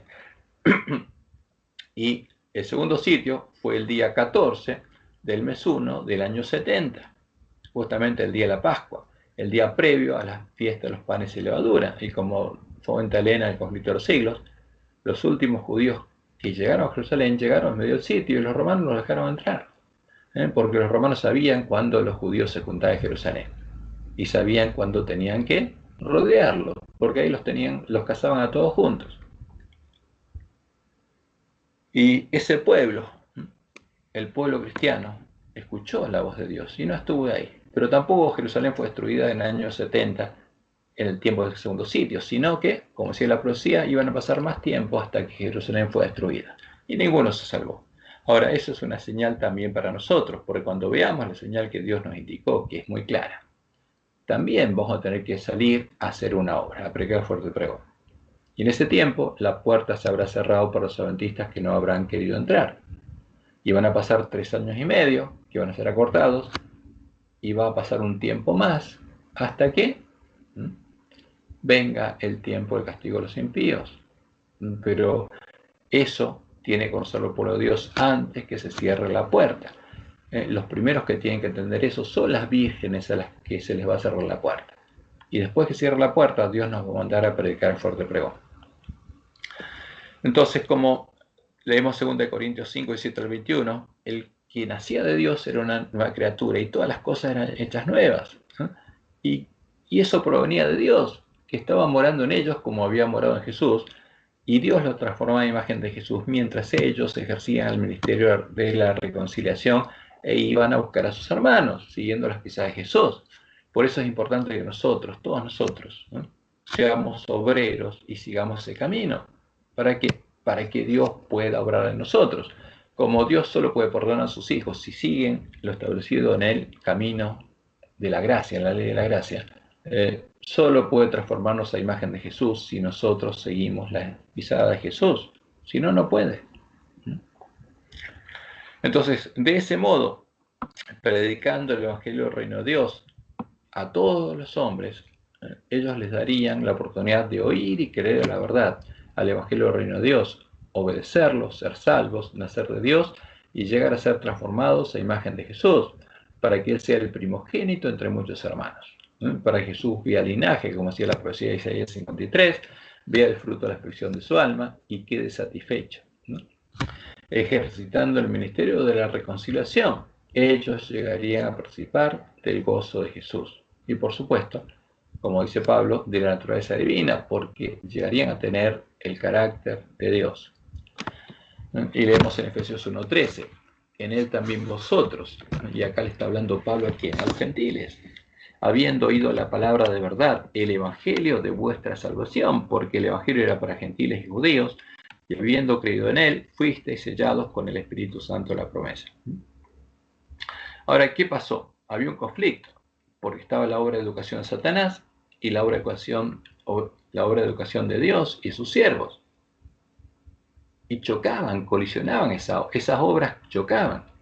Como esta obra de educación y testimonio se oponía a la obra de engaño del dragón, los verdaderos cristianos se enfrentaban a las huestes espirituales de maldad, que, con el dragón a la cabeza, habían emprendido una guerra sin cuartel en contra de Cristo y de su iglesia, como lo vemos en Apocalipsis capítulo 12, versículo 10 al 14. Porque cuando Jesús venció, se escuchó esta declaración. Entonces oí una gran voz en el cielo que decía: ahora ha venido, no ha venido la segunda venida, sino vino en el año 31. Ahora ha venido la salvación, el poder y el reino de nuestro Dios y la autoridad de su Cristo. ¿Cuándo se estableció el reino de Dios? En ese tiempo. Porque ha sido lanzado fuera el acusador de nuestros hermanos, el que los acusaba delante de nuestro Dios día y noche. Y ellos, ¿quién? Los que creyeron el Evangelio, le han vencido. ¿Vencieron a Satanás? Sí. ¿Vencieron al pecado? Sí. Por medio de la sangre del Cordero y de la palabra del testimonio de ellos, y menospreciaron sus vidas hasta la muerte. O sea, siguieron al Cordero por donde quiera que él va, como lo van a hacer los 144.000. Y cuando vio el dragón que había sido arrojado a la tierra, persiguió a la mujer que había dado a luz al hijo de Aarón y que estaba dando a luz a otros hijos. Y se le dieron a la mujer las 2 alas de la gran águila, para que volase delante del dragón, de la serpiente al desierto, a su lugar, donde es sustentada por un tiempo, y tiempos y la mitad de un tiempo. O sea, por 1260 años Dios sostendría su iglesia hasta el fin del siglo XIII. Aun cuando llegó el tiempo de la apostasía y se manifestó el hombre de pecado, el pueblo conocía a su Dios, siguió esforzándose y actuando, instruyendo a muchos, educando a muchos, porque esa era su misión, ejerciendo el ministerio de la reconciliación, como leemos en Daniel 11, 31 al 33. Y se levantarán de su parte el rey enemigo tropas, y esas tropas es la del Imperio Romano, la Iglesia Católica, que harán el santuario y quitarán el continuo y pondrán la abominación desoladora. Este es el momento donde es puesto. Y después, como Jesús dice y define Daniel 12, es cuando aparece. Con lisonjas seducirá a los violadores del pacto, a los apóstatas. Más, el pueblo conoce a su Dios, se esforzará y actuará y seguirá educando a muchos. Y los sabios a muchos no van a parar el evangelio y la verdad, oponiéndose a la mentira que introdujeron las tropas que levantó Constantino, y por algunos días caerán a espada y a fuego, en cautividad y despojo. Y en Apocalipsis 17, 1 al 6 leemos lo siguiente: vino entonces uno de los 7 ángeles que tenía las 7 copas y habló conmigo diciéndome: ven acá, mostré la sentencia contra la gran ramera, la que está sentada sobre muchas aguas. ¿Por qué? Rameras son las y me llevó en el espíritu al desierto, porque esta ramera está sentada sobre muchas aguas, en la gran Babilonia. ¿Y qué hace la tierra? Fue a corromper al pueblo de Dios. Y vi a una mujer sentada sobre una bestia escarlata, llena de nombres blasfemos y de cuernos. La bestia escarlata es el dragón escarlata. Vi, y el resultado ¿cuál es? Vi a la mujer ebria de la sangre de los santos y de la sangre de los mártires de Jesús. Y cuando la vi, quedé asombrado con gran asombro. ¿Y cuál es? La que se embriagó asesinando al pueblo de Dios. Y como cuenta Elena, en el conflicto de los siglos, hasta fines del siglo XIII, esa iglesia fue sostenida por Dios. La fe que por muchos siglos sostuvieron y enseñaron los cristianos valdenses, ella los engloban con este nombre, contrastaba notablemente con las doctrinas falsas de Roma. O sea, estaba Roma y sus mentiras, y estaba este grupo que tenía otra fe. De acuerdo con el sistema verdaderamente cristiano, fundaban su creencia religiosa en la palabra de Dios escrita. Ahora, ¿en qué palabra de Dios? En la verdadera. No había podido matar a los testigos que ellos tenían, pero esos humildes campesinos en sus oscuros retiros, alejados del mundo y sujetos a penosísimo trabajo diario entre sus rebaños y viñedos, no habían llegado de por sí al conocimiento de la verdad que se oponía a los dogmas y herejías de la iglesia apóstata. Ahora, ¿qué pasaría con el pueblo de Dios recuperar el conocimiento de la verdad? Esa verdad se opondría a los dogmas y herejías de la iglesia de nuevo. Ahora, su fe, la fe de esta iglesia, no era nueva, su creencia en materia de religión la habían heredado. Luchaban en pro de la fe de la iglesia apostólica, la fe que tenemos que tener nosotros, la fe que ha sido una vez dada a los santos. La iglesia del desierto, y no la soberbia jerarquía que ocupaba el trono de la gran capital, era la verdadera iglesia de Cristo, la depositaria de los tesoros de verdad que Dios confiará a su pueblo para que educara al mundo. Centenares de años antes de la Reforma, manuscrita en su propio idioma. Ahora, ¿pero qué Biblia tenía? Tradujo la Biblia católica, pero ellos tenían otra Biblia. Los verdaderos testigos que estaban vivos. Tenían pues la verdad sin adulteración, porque la Biblia católica, como Dios le mostró a Elena, es la Biblia adulterada. Y esto los hizo objeto especial del odio y de la persecución. Aunque degollados por la espada de Saboya y quemados en la hoguera romanista, defendieron con firmeza la palabra de Dios y su honor. Ahora, ¿qué tendremos que hacer nosotros para llegar a tener la fe de ellos? Arreglar nuestras lámparas, como Dios nos dijo que tenemos que hacerlo. Como Dios la vino, Él sostuvo a su iglesia en el desierto por 1260 años, desde Pentecostés del siglo 31 después de Cristo hasta finales del siglo 13, hasta que Roma finalmente logró quebrantar o asesinar a todo el remanente de la iglesia del desierto y dar muerte a los dos testigos, quemando a los últimos ejemplares de la Biblia sin adulteración que ellos tenían, logró echar por tierra la verdad. Y se lee en el conflicto del siglo página 64, eso logró en el siglo XIII, a final del siglo XIII. Se estableció la más terrible de las maquinaciones del papado, la Inquisición.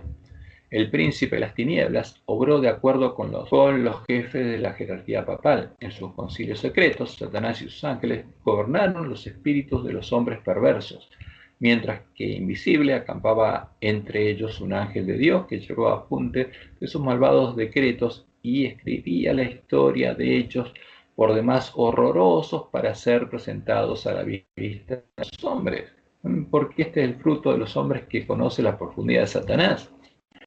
Babilonia la Grande fue plagada de la sangre de los santos. Los cuerpos mutilados de millones de mártires clamaban a Dios venganza contra aquel poder apóstata, porque eso es lo que ocurre cuando se abre el quinto sello. Termina la persecución y las almas claman a Dios pidiendo y preguntando cuándo va a ser el tiempo castigo de esta ramera. Y como Dios lo había anunciado, la profecía se cumplió. Y como dice Apocalipsis 13:7, y se le permitió hacer guerra contra los santos y vencerlos. O sea, Dios permitió y Dios anunció que permitiría hacerlo y mataría a su pueblo. Echarían por tierra el lugar del santuario, echarían por tierra la verdad y matarían a los dos testigos. Y nosotros tenemos que leer, oír y creer estas palabras y hacer lo que Dios nos dice que tenemos que hacer, leerlas. Y en Daniel 8, 9 al 12 dice, y se engrandeció hasta el ejército del cielo, y parte del ejército de las estrellas echó por tierra y las pisoteó. Aún se engrandeció contra el príncipe de los ejércitos, y por él fue quitado el continuo, y el lugar santuario fue echado por tierra. Lo destruyó, lo echó por tierra. Como Babilonia echó por tierra a Jerusalén y el templo, y después había que reedificarlos. Esta es la obra de Satanás. Y por eso en este tiempo habría que reedificar los lugares asolados por la Babilonia espiritual. Y a causa de la prevaricación, le fue entregado el ejército junto con el continuo y echó por tierra la verdad, e hizo cuanto quiso y prosperó. Ahora, como Dios nos dijo, nosotros teníamos que recuperar ese conocimiento. ¿Para qué? Para poder educar al mundo. Para educarlo en la verdad, para que la verdad, el conocimiento de la verdad los haga libres y ellos puedan conocer el Evangelio y puedan ir a Dios y Dios los pueda educar y transformar en la imagen de Jesús. Entonces, luego de que fuera echado por tierra el lugar santuario de Dios y de que se perdiera el conocimiento de la verdad, el pueblo de Dios quedó cautivo de Jezabel en medio de la gran Babilonia. Y aunque tenía nombre de que estaba vivo y se llamaba cristiano, estaba muerto. Esa es la época de Sardis. Entonces, cuando uno estudia los periodos proféticos de las 8 iglesias, ve que Tiatira termina al final de los 1260 años de persecución de la iglesia del desierto, cuando es exterminada la iglesia del desierto, y la verdad y el lugar santuario de Cristo son echados por tierra. ¿Y qué pasa a partir de ese momento? Y el pueblo de Dios queda cautivo a Jezabel, aprendiendo la mentira. Y por supuesto, tiene nombre que vive, pero está muerto, no puede nacer de Dios. Porque Roma adora a Satanás y ese pueblo no lo sabe. Ahora, pero Dios lo protege hasta que tenga oportunidad de oír la verdad. Y después Dios levanta a la iglesia a la Reforma cuando en 1517 Lutero se da cuenta del error por haber encontrado una Biblia católica encadenada en un sótano.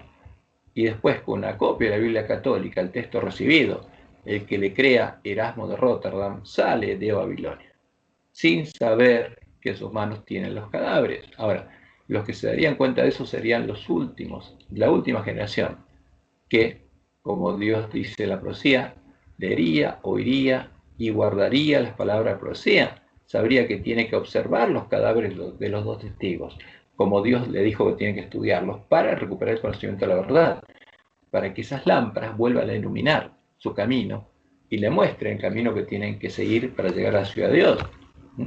Ahora, esa es la misión del pueblo adventista, el remanente que se había dormido, pero esas vírgenes serían despertadas, esa es la promesa de Dios. Ahora, ¿cuándo se reanudaría la obra educativa de los siervos fieles a Dios? ¿Cuándo el pueblo de Dios volvería a nacer de Dios y sería hecho parte del templo de Dios?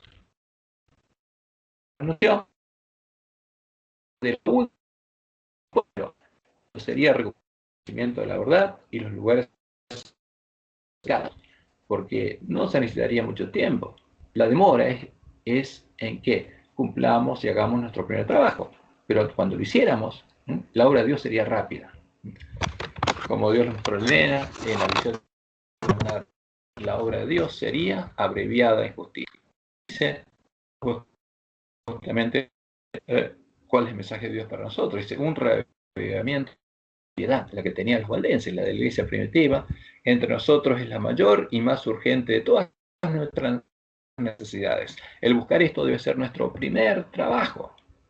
Debe haber un esfuerzo ferviente para obtener la bendición del Señor. No porque Dios no esté dispuesto a otorgarnos su bendición, sino porque no estamos preparados para recibirla. No conocemos la verdad. Ese es el problema del pueblo adventista. Nuestro Padre Celestial está más dispuesto a dar su Espíritu Santo a los que se lo piden que los padres terrenales a dar buenas dádivas a sus hijos. Y la próxima cita de 1887, la primera de 1858, dice ella, cuando el camino esté preparado para el Espíritu de Dios, vendrá la bendición. Pero tenemos que hacer esa obra. Ahora, ¿cuándo sería hecha esa obra? En la última generación. Porque en el conflicto de los siglos, página 517, Dios nos dice, antes que los juicios de Dios caigan finalmente sobre la tierra, habrá entre el pueblo del Señor un avivamiento de la piedad primitiva, cual no se ha visto nunca desde los tiempos apostólicos. Y entonces, justamente ahí, antes que llegue el día de Jehová, el Espíritu y el poder de Dios serán derramados sobre sus hijos. Solamente en la última generación. Esa es la generación que se despertaría y dejaría de estar en el estado de la Odisea. Y ahí, como Dios nos dijo, después que fuera reparada la brecha, cosa que Dios nos ayudaría a hacer, sería la obra del hombre de escobilla, y que alguien se despertara y empezara el clamor de medianoche, y empezara a recorrer el camino angosto siguiendo las pisadas de Jesús, y sus hermanos se empezaran a unir a él, y ese clamor fuera en aumento hasta que se transforme en el fuerte pregón, ahí Dios derramaría la lluvia temprana y empezaría de nuevo a transformar a sus hijos a imagen de Jesús, y ahí sería predicada la verdad. Primero las ovejas perdidas la casa de Israel, porque la puerta de la gracia se va a cerrar pronto, y ese día va a llegar como ladrón en la noche. Y ahí Jesús va a reificar los lugares asolados con los 144.000 sellados. Por ese pueblo esté sellado, llegará Jehová y vendrá el día de la batalla, cuando será llamado en medio de la gran Babilonia y entrar por las puertas principales de la fiesta de bodas del Cordero. Y ahí del reino de todo el mundo hasta que llegue el fin y veamos la señal de que llegó el fin, hasta que Satanás simule la segunda venida de Jesús y ahí sepamos que llegó el día de la ira de Dios y que están por caer las 7 últimas plagas. Entonces, fíjense que nuestra tarea es educar. Ahora, pero no podemos educar si no conocemos la verdad. Por eso la primera tarea es, para completar nuestra primera tarea, tenemos que educarnos. escudriñando diligentemente las Escrituras, clamando a Dios para que Él nos guíe a conocer la verdad. Porque nuestra misión no es que alguien nos alimente, es alimentar nosotros a otro, ejercer el ministerio de la reconciliación. Ahora, y si alguien nos ayuda a entender la verdad, como dice Jesús, de gracia recibisteis, dad de gracia, porque el que da es el que recibe de Dios. ¿Por qué? Porque Dios es el que está en nosotros, y mientras nosotros ejercemos el ministerio, nos va a transformar a la imagen de Jesús. Y como dice la profecía, en aquel tiempo, el tiempo final, los sordos oirán las palabras del libro, y los ojos de los ciegos, de los ángeles de la Odisea, que se despierten, verán en medio de la oscuridad y las tinieblas. Entonces los humildes, los que tengan hambre y sed de justicia, crecerán en alegría en Jehová, y aún los más pobres de los hombres se gozarán en el Santo Israel, en Jehová. Porque como desciende de los cielos la lluvia y la nieve y no vuelve allá, dice Jehová en Isaías 55, sino que riega la tierra y la hace germinar y producir, y da semilla al que siembra. ¿Y quién nos va a dar semilla? Su palabra, ahí la tenemos que encontrar.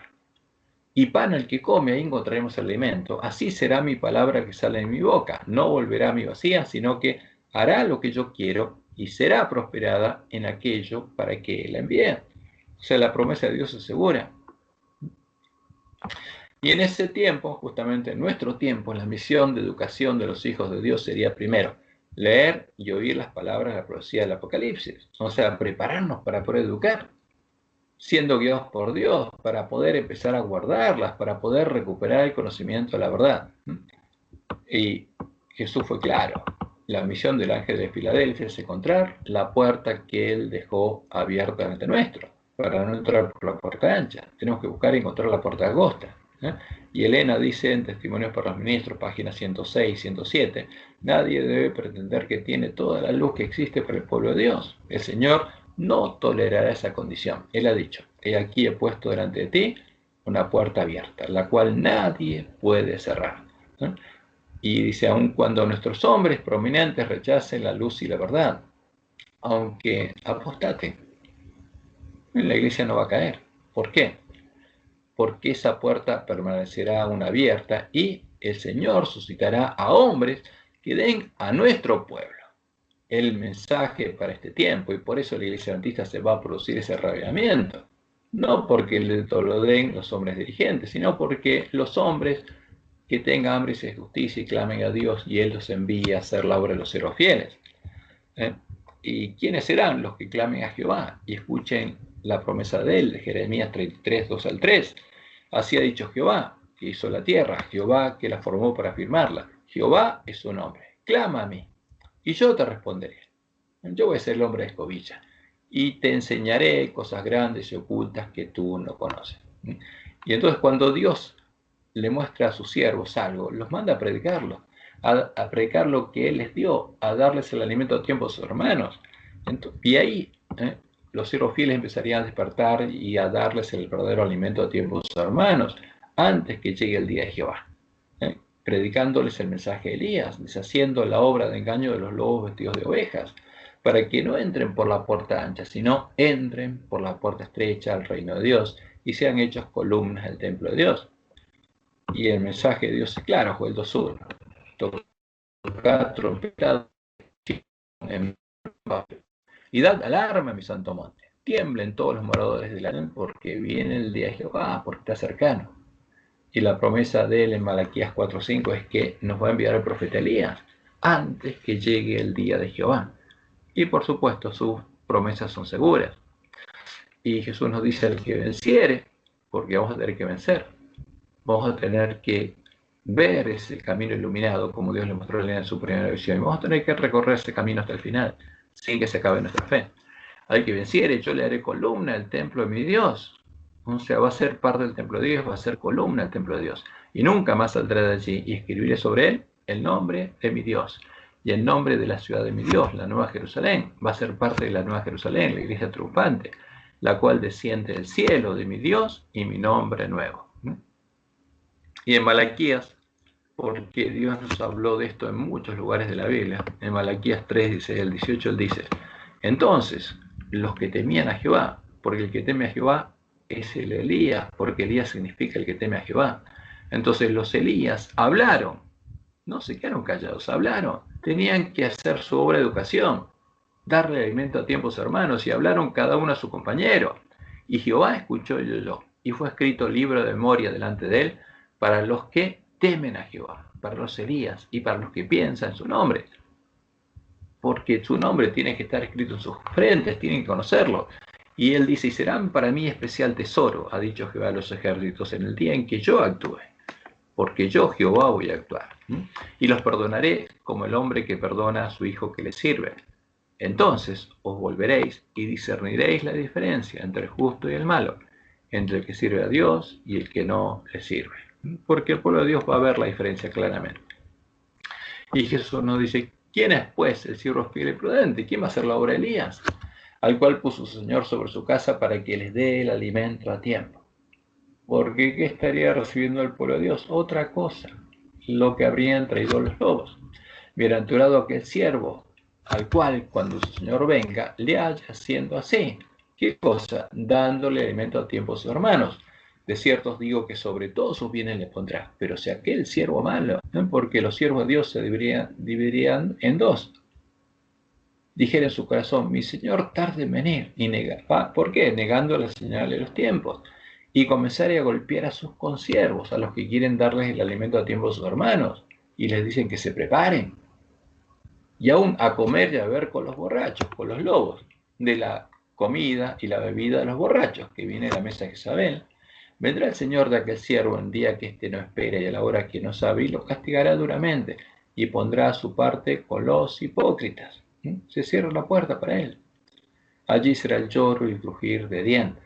Y es un tema muy delicado, que justamente esa urgencia es la que nos tiene que llevar a hablarle a nuestros hermanos.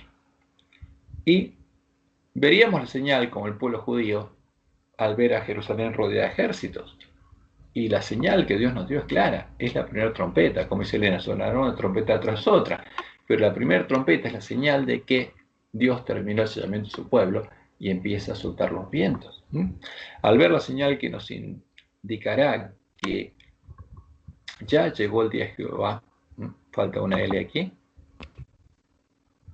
tampoco es una L, ahí está, ya llegó el día de Jehová, cuando se haya cerrado la puerta a las vírgenes insensatas, van a tener que ir con Jesús y los siervos fieles a predicar el fuerte pregón del mensaje del tercer ángel,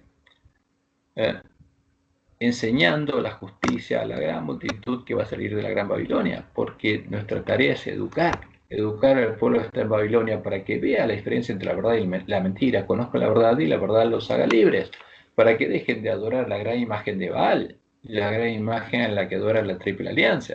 Y de ese modo, por medio de la educación, esa imagen va a ser deshecha, para que puedan ser salvos, puedan entrar por las puertas de la ciudad de Dios, puedan comer del fruto del árbol de la vida y puedan beber del agua de la vida gratuitamente. Ahora, ¿cuál es esa señal? Como dice Elena, y está en el tomo 5 del Comentario Bíblico Adventista, página 1097.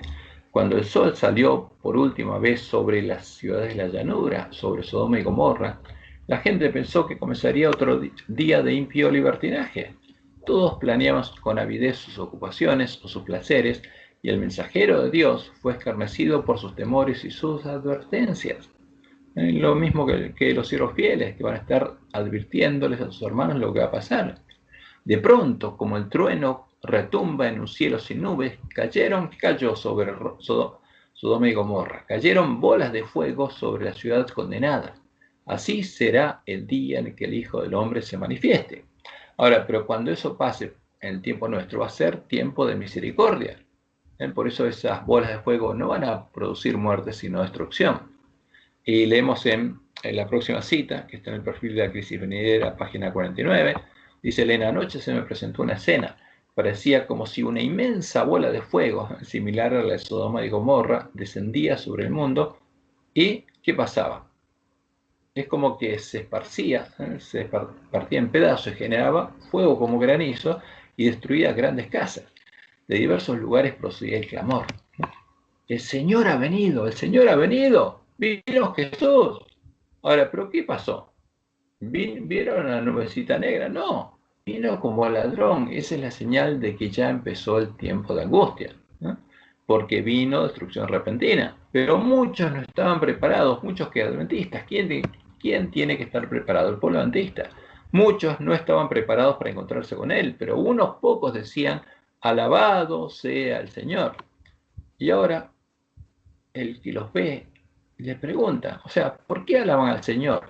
Preguntaban los que estaban por ser afectados por destrucción repentina, porque vino destrucción repentina, empezó el día de Jehová.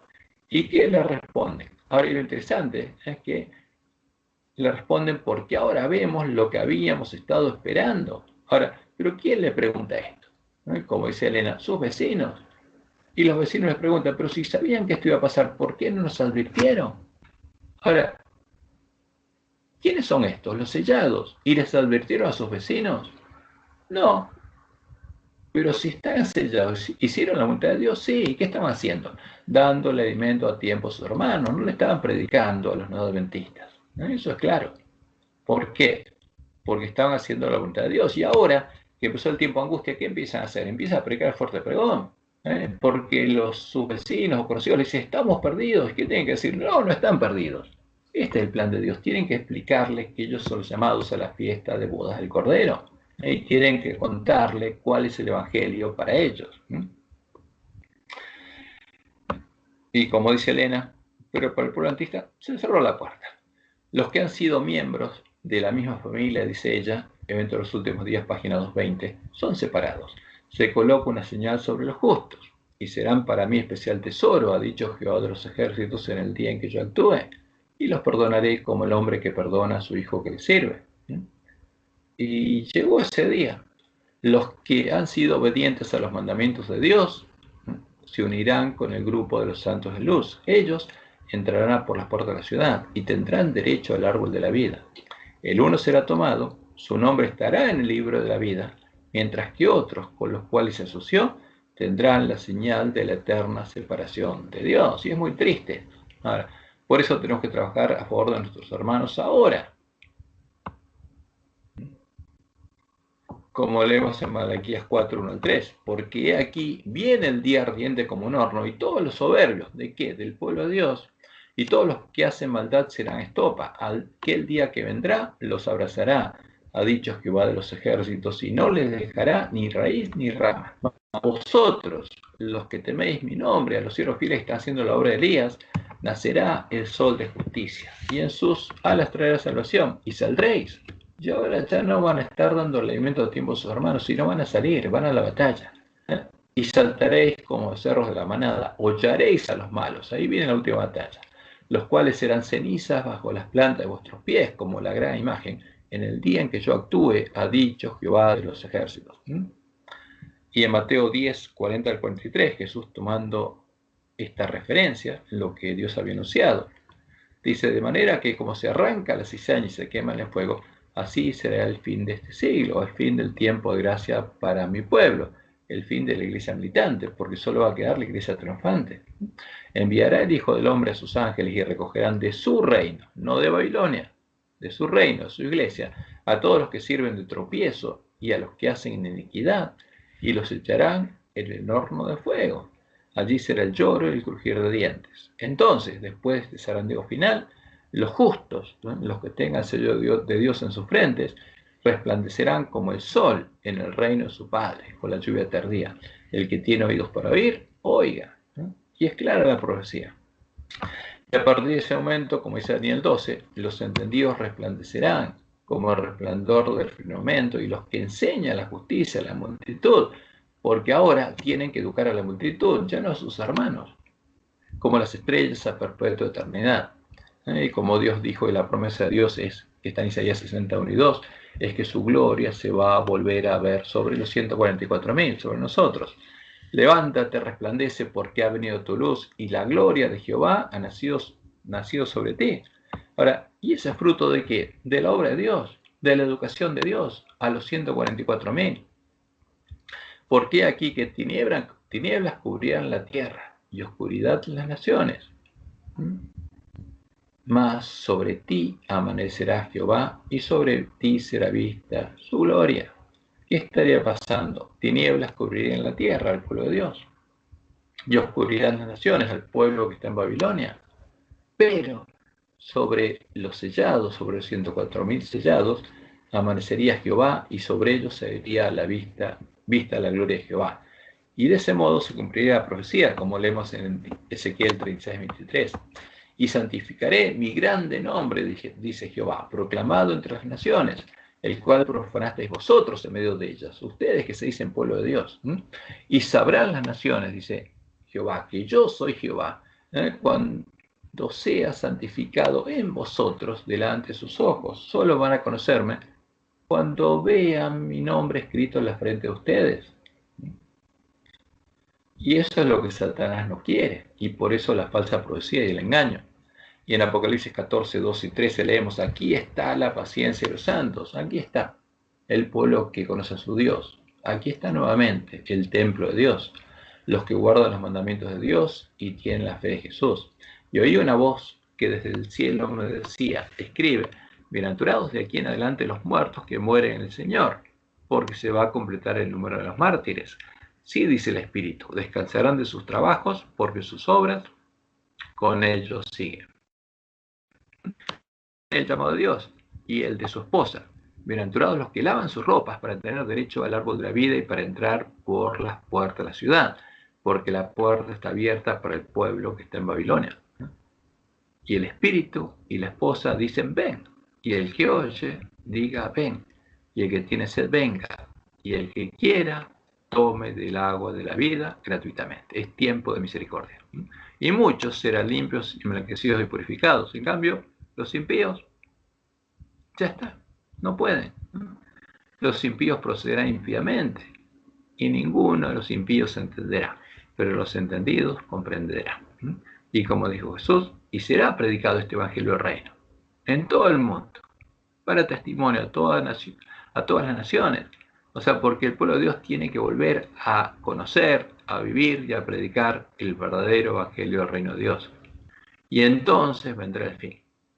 ¿Y qué pasa cuando viene? Por tanto, cuando veáis en el lugar santo la abominación desoladora de que habló el profeta Daniel, porque acá es como Jesús enseñó, se cumple Daniel 12, y viene Satanás simulando su segunda venida. El que le entienda, entonces, los que estén en Judea, huyan a los montes. Esa es la señal de que cumplimos nuestra misión y quedó preparado el camino a la segunda venida de Jesús. Y este es el llamado, es la promesa y es la misión que Dios nos dio. Y está en nosotros responder a ese llamado. ¿Y qué haremos? Cada uno de nosotros tiene que tomar una decisión consciente.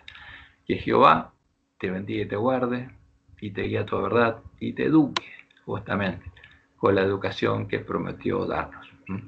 Ese es mi deseo y oración. Y esta es nuestra lección. Esto es lo más importante de nuestra lección.